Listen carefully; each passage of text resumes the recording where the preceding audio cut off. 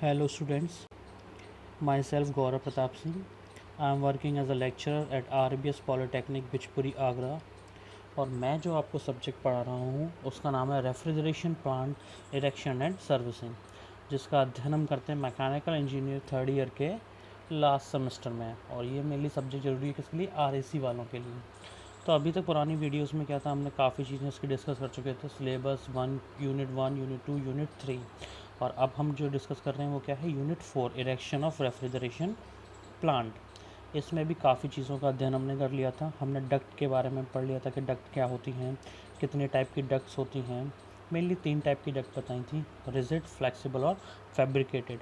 ठीक, rigid ducts वो duct थी जो आकार में क्या थी, आयताकार यानी कि रेक्टेंगुलर शेप में या फिर स्क्वायर शेप में होती हैं, वो क्या कहलाती हैं, रिजिड डक्ट कहलाती हैं। ठीक है, नेक्स्ट जो हमने डक्ट पढ़ी थी वो क्या थी हमारी, फ्लेक्सिबल डक्ट। फ्लेक्सिबल डक्ट क्या थी, स्प्रिंग के टाइप की होती है। किसके आकार की होती है, स्प्रिंग के आकार की। ठीक है, तो वो सब क्या कहलाती है, हमारी फ्लेक्सिबल डक्ट कहलाती है। यानी कि ऐसे स्पेस जहाँ पर आयताकार डक्ट का यूज़ नहीं किया जा सकता, वहाँ क्या करते हैं, फ्लेक्सिबल डक्ट का प्रयोग हम करते हैं। ठीक, इसके बाद जो हमने डक्ट पढ़ी थी उसको पढ़ी थी फैब्रिकेटेड डक्ट। तो फैब्रिकेटेड डक्ट क्या थी, ये ऐसी डक्ट थी जिसका प्रयोग हम अपने आकार अथवा शेप के अनुसार करते हैं। यानी कि जिस स्थान पर जैसी हमें डक्ट स्टेबल करनी है उस स्थान के आधार पर, उस तो हम क्या करते हैं, खुद ही डिज़ाइन करवाते हैं डक्ट को। तो वो जो डक्ट है जो खुद डिज़ाइन करवाई जा रही है या शेप दी जा रही है, वो क्या कहलाती है, फैब्रिकेटेड डक्ट कहलाती है। ठीक, तो 3 प्रकार की डक्ट हमने पढ़नी थी। अब अगला जो इसमें टॉपिक है वो क्या है, वो है एयर डिस्ट्रीब्यूशन, या हिंदी में कहें तो वायु विभाजन। तो अब नाम से ही आपको समझ में आ रहा होगा कि एयर डिस्ट्रीब्यूशन का क्या तात्पर्य है। एयर डिस्ट्रीब्यूशन से तात्पर्य है यानी कि वायु को, यानी कि जो एयर हम फ्लो करा रहे हैं अपने रेफ्रिजरेशंस के द्वारा या अपने AC या जिसके भी द्वारा कर रहे हैं, उसके वायु को किस प्रकार से विभाजित किया जाए। अब एयर डिस्ट्रीब्यूशन का यूज़ किया जाता है कहाँ पर, बड़े क्षेत्र में, जो भी बड़े परिक्षेत्र हैं, बड़े एरिया हैं, इंडस्ट्रीज़ हैं, ऑफिसेज हैं, वहाँ पर एयर का डिस्ट्रीब्यूशन किस तरीके से किया जाए। यानी कि केवल एक बड़ी रेफ्रिजरेशन यूनिट के द्वारा बहुत से अलग अलग परिक्षेत्रों में जब एयर को मतलब रेफ्रिजरेशन इफ़ेक्ट को प्रवाहित किया जाता है, तो उनके डिस्ट्रीब्यूशन के लिए क्या किया जाता है, उनके डिस्ट्रीब्यूशन के लिए जो तरीका प्रयोग किया जाता है वो कहलाता है एयर डिस्ट्रीब्यूशन। अब एयर डिस्ट्रीब्यूशन कई प्रकार के होते हैं। अब जैसे डेफिनेशन पढ़ लें हम एयर डिस्ट्रीब्यूशन की, तो क्या कह रहा है, प्रवाहित वायु के विभाजन के लिए मतलब कई प्रकार के संसाधनों का उपयोग में लाया जाता है। इनमें कुछ निम्न है, यानी कि वायु विभाजन, प्रवाहित वायु का विभाजन करना क्या कहलाता है, एयर डिस्ट्रीब्यूशन कहलाता है। अब इसके टाइप्स देखते हैं। तो पहला जो हमारा टाइप है वो क्या हमारा, वो हमारा है वॉल टाइप डिस्ट्रीब्यूशन। क्या है, वॉल टाइप डिस्ट्रीब्यूशन, यानी कि ये जो डिस्ट्रीब्यूशन है किसके द्वारा किया जाएगा, वॉल अर्थात दीवारों के द्वारा किया जाएगा। ठीक, अब देखिए इसके डायग्राम देखते हैं, उससे हम समझते हैं, फिर इसके बारे में हम थोड़ा और अध्ययन करेंगे।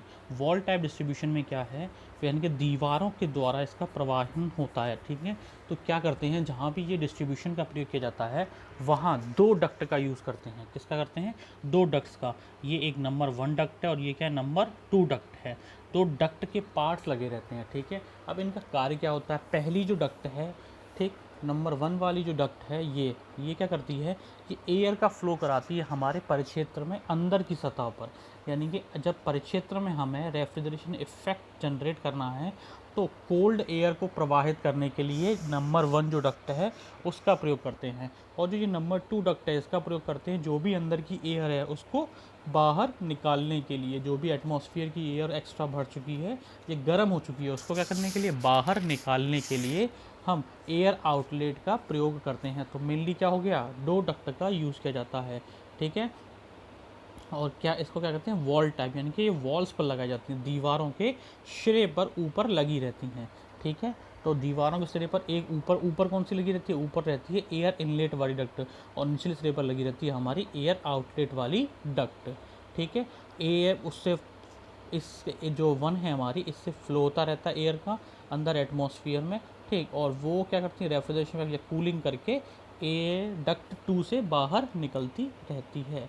ठीक है, अब पढ़ते हैं इसमें क्या लिखा हुआ है। इसमें लिखा हुआ है कि वॉल टाइप डिस्ट्रीब्यूशन में वायु प्रवाहन के लिए दो डक्ट काट यानी कि दो डक्ट पार्ट लगे होते हैं, जिसमें दीवार के ऊपरी सिरे पर लगा डक्ट वायु का प्रवाह परिक्षेत्र में करता है। यानी कि जो क्या बताया था, पहला जो ऊपर वाला है वो क्या करता है, एयर एटमॉस्फेयर में फ्लो कराता है, यानी कि एरिया के अंदर जो भी हमारा परिक्षेत्र है वहाँ एयर का फ्लो कराता है। तथा निचले सिरे पर लगा डक्ट पार्ट वायु प्रवाहन के निकासी हेतु उपयोग में लाया जाता है। यानी कि जो निचला सिरा है वो क्या करता है, वो सक्शन करता है, जो भी अंदर की एयर है उसको सक करके और क्या करता है, बाहर निकाल देता है। ठीक है, और हमारे एरिया में आसानी से कूलिंग इफेक्ट या रेफ्रिजरेशन इफेक्ट बना रहता है। ठीक, अब जो नेक्स्ट टाइप की हमारी डक्ट है उसका नाम क्या है, उसका नाम है हमारा फैन टाइप डिस्ट्रीब्यूशन। क्या नाम है उसका, फैन टाइप डिस्ट्रीब्यूशन। यानी कि कोई ना कोई पंखा या कुछ ना कुछ इसका इस टाइप की चीज़ का इसमें प्रयोग किया जा रहा हो, तभी इसका नाम क्या कर दिया, फैन टाइप डिस्ट्रीब्यूशन इसका नाम हमने दे दिया है। ठीक है, तो अब देखते हैं इसके बारे में, सबसे पहले पढ़ लेते हैं फिर इसका फिगर देखते हैं क्या कह रहा है। इस प्रकार के एयर डिस्ट्रीब्यूशन में वायु प्रवाहन के लिए 3 डक्ट पार्ट, उसमें क्या रहते हैं, 2 यूज़ हो रहे थे, इसमें 3 डक्ट पार्ट प्रयोग में लाए जाते हैं। ठीक है, अब जो तीनों डक्ट पार्ट हैं ये परिक्षेत्र की छत पर लगाए जाते हैं। यानी कि जिस भी एरिया में फ्लो कराना है, ये तीनों डक्ट पार्ट क्या हैं, हम वॉल पर नहीं लगाएंगे, ये क्या लगाएंगे, ऊपरी सिरे पर लगाएंगे। किस पर, छत पर। कहाँ लगाएंगे, छत पर लगाएंगे।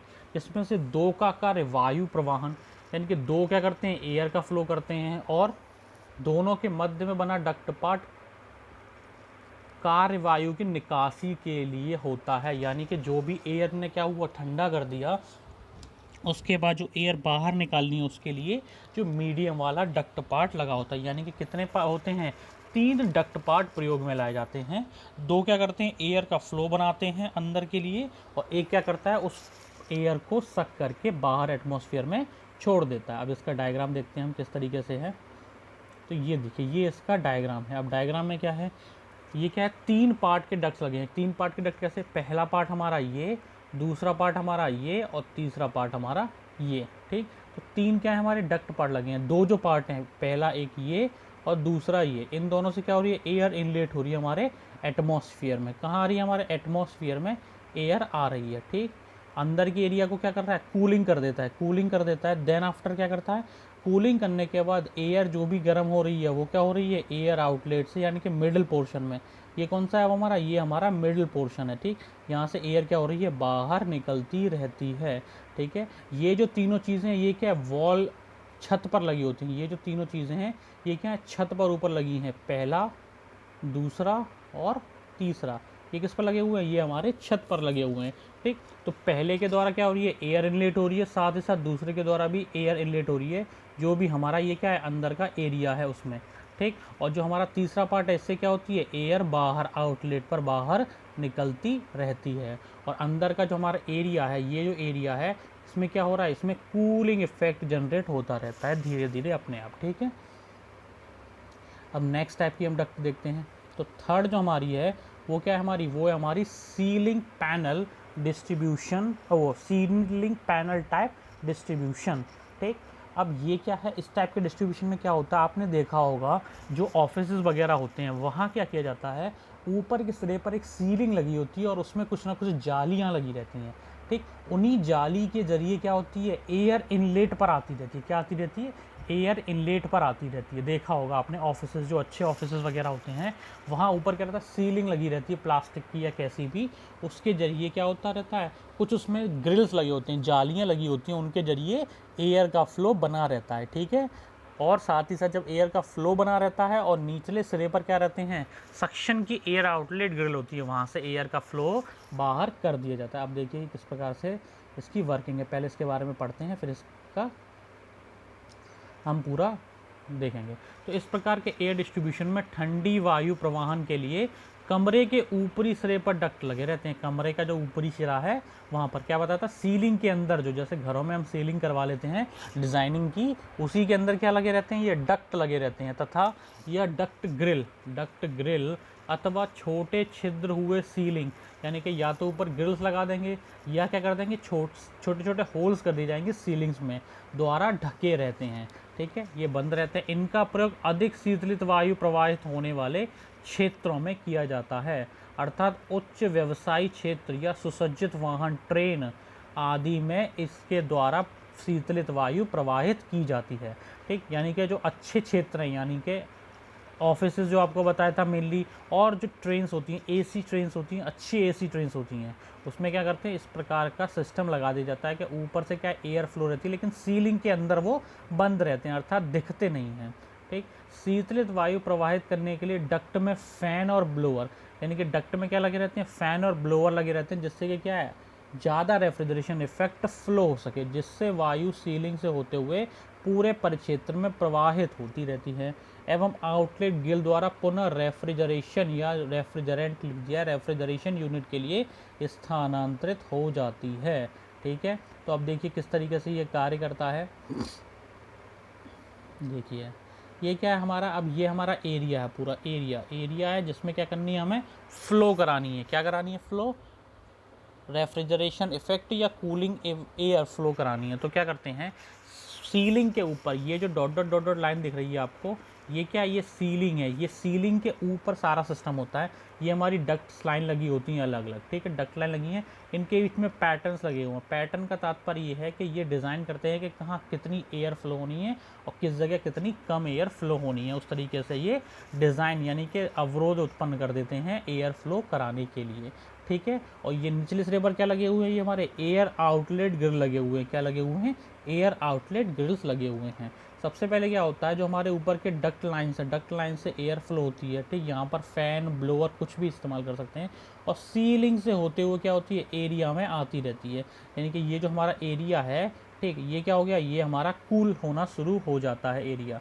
ठीक है, जैसे ये एरिया कूल होना शुरू हो जाता है, धीरे धीरे जो ये गैस, जो एयर है, ये क्या होने लगती है, आउटलेट ग्रिल के द्वारा बाहर निकाल दी जाती है। आप बाहर के लिए क्या कर सकते हैं, इसको एटमॉस्फेयर भी निकाल सकते हैं, या इसी एयर को डक्ट्स या पाइप्स के जरिए दोबारा रेफ्रिजरेशन यूनिट में भेज दिया जाता है। ठीक है, दोबारा क्या करते हैं, रेफ्रिजरेशन यूनिट में भेज देते हैं।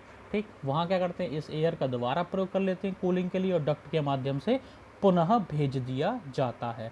तो ये क्या थी हमारा, ये थी हमारी सीलिंग पैनल टाइप डिस्ट्रीब्यूशन। ठीक है, हम नेक्स्ट हम देखते हैं जो लास्ट है हमारी, वो क्या है हमारी, वो है हमारी अपवर्ड टाइप डिस्ट्रीब्यूशन। तो फोर्थ वन है हमारी, वो क्या है, अपवर्ड टाइप डिस्ट्रीब्यूशन। अब देखिए इसमें किस तरीके से डिस्ट्रीब्यूशन हो रहा है। इसका आपने अधिकतर जो देखा होगा, ये देखी होगी आपने, जो भी हमारे इंडस्ट्रीज़ हैं, ऑफिस इंडस्ट्रीज़ हैं, किस टाइप की, जैसे कहीं पेपर प्रिंट हो रहा है, यहाँ कहीं एक बड़े एरिया में क्या किया जा रहा है, वर्क किया जा रहा है, तो उसके ऊपर वाले सेक्शन पे देखा होगा, जो टीन का सेक्शन होता है या जो ऊपर की जो छत होती है, एक तो क्या होती है, इंक्लाइंस होती हैं, इस तरीके से इंक्लाइंड होती हैं, और उसके ऊपर क्या रहते हैं, एक वेंट्स लगे रहते हैं। क्या लगे रहते हैं, वेंट लगे रहते हैं। ये वेंट क्या करते हैं, इनके ऊपर रोटर लगे रहते हैं, वो घूमते रहते हैं धीरे धीरे, और एयर को बाहर निकालते रहते हैं। क्या करते रहते हैं, एयर को बाहर निकालते रहते हैं। ठीक, आइए पढ़ते हैं पहले इसके बारे में, फिर देखेंगे इसका हम डायग्राम। तो सबसे पहले देखें इसमें क्या लिखा हुआ है, इसमें वायु प्रवाहन की दिशा अन्य की अपेक्षा भिन्न होती है, यानी कि सबसे अलग होती है। इसमें शीतलित वायु प्रवाहित करने के लिए डक्ट निचले सिरे पर लगे होते हैं। बाकी सब में क्या थे, हमारे जो एयर फ्लो कराई जा रही थी इनलेट पर, वो ऊपर से फ्लो कराई जा रही थी। इसमें कहाँ है, निचले सिरे पर। तथा प्रवाहित वायु को परिक्षेत्र से बाहर निकालने के लिए एग्जॉस्ट वेंट, क्या है, एग्जॉस्ट वेंट परिक्षेत्र के ऊपरी सिरे पर लगे रहते हैं। इस प्रकार के डिस्ट्रीब्यूशन का अधिकतर प्रयोग कारखानों में किया जाता है। ठीक, यानी कि अंदर की एयर को बाहर निकालने के लिए क्या करते हैं, कारखानों में इसका हम प्रयोग करते हैं। अब इसका डायग्राम देखिए, समझते हैं किस प्रकार से ये कार्य करता है। ठीक, तो कैसे कार्य करता है देखिए ये, तो ये क्या है, ये हमारा कारखाना है, यानी कि ये अंदर का जो भी हमारा एरिया है, यहाँ पर वर्किंग चल रही है, जैसी भी चल रही है, मोबाइल इंस्टॉलेशन चल रहा है या कोई भी अन्य कार्य चल रहे हैं यहाँ पर। ठीक, निचले सिरे पर क्या रहता है, फ़ैन लगा रहता है। क्या लगा रहता है, यहाँ फ़ैन लगा रहता है, जिसके द्वारा एयर का फ्लो करा जाता है अंदर के इस एरिया में। अंदर के एरिया में जब एयर का फ्लो होने लगेगा, तो अंदर का एरिया क्या हो जाएगा, कूल हो जाएगा। ठीक है, टेम्परेचर डाउन हो जाएगा। इसी के ऊपर एग्जॉस्ट वेंट या आउटलेट वेंट लगे रहते हैं। ये वेंट क्या होते हैं, ये एक तरीके से सर्कुलर होते हैं। ठीक, और साथ ही साथ क्या रहते हैं, ऊपर ये इनके वेंट लगे रहते हैं। ये वेंट क्या करते हैं, एक तरीके का रोटर ब्लेड है, और ये धीरे धीरे घूमता रहता है अपने आप। ये जब घूमता रहता है, एक तरीके से क्या कह सकते हैं, इसको चिमनी का आकार कह सकते हैं। क्या कह सकते हैं हम इसको, चिमनी के आकार का कह सकते हैं। ठीक, वहाँ से क्या होता रहता है, वहाँ से जो भी हमारे अंदर की एयर है वो धीरे धीरे सक्शन होता रहता है उसका, और वो बाहर निकलती रहती है। और जो अंदर का परिक्षेत्र है वो क्या होता रहता है, वो कूल होने लगता है, यानी कि ठंडा होने लगता है। तो ये क्या थी हमारा, ये था अपवर्ड टाइप डिस्ट्रीब्यूशन। इसमें क्या था, एयर का फ्लो सबसे डिफरेंस था, निचले सिरे से एयर आ रही थी और ऊपरी सिरे से एयर निकल रही थी। तो ये क्या थी, हमारे 4 टाइप के डिस्ट्रीब्यूशन थे। ठीक, बाकी का जो पार्ट है वो हम नेक्स्ट वीडियो में अध्ययन करेंगे। ठीक, अगर किसी को इससे रिलेटेड पीडीएफ चाहिए तो डिस्क्रिप्शन बॉक्स में दिए हुए टेलीग्राम लिंक पर जाकर वहाँ से पीडीएफ डाउनलोड कर सकता है। और अगर वीडियो पसंद आ रही है तो इसको लाइक करें और सब्सक्राइब करें। धन्यवाद।